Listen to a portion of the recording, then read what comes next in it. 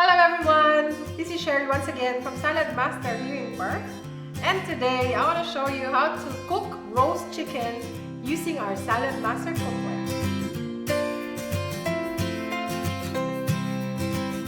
The first thing that you need to do is to pat join the chicken, like this. Now we have to rub some salt inside and out.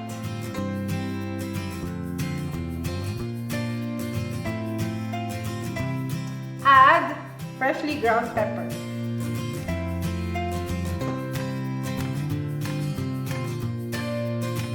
Now I'm going to use the Saladmaster machine, code number 4, to cut some onions.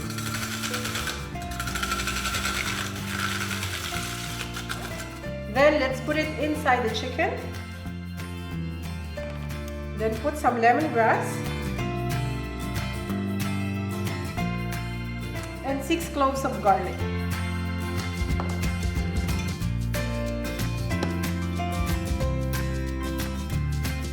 Now I'm using our multi-purpose cooker or MP5 or rice cooker. I already set it at 230 degrees.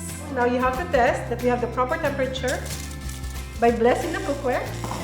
So you have to see that the water is dancing like pearl. Now it's ready to put the chicken.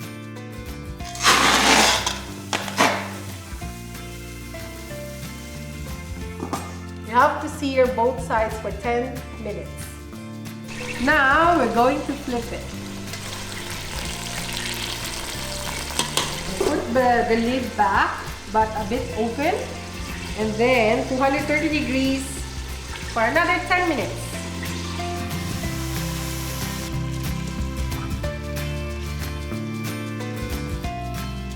And this is our roast chicken using our MP5.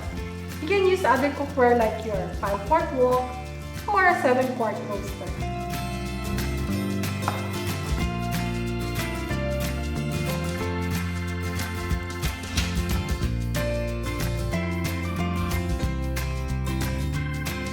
Thank you for watching!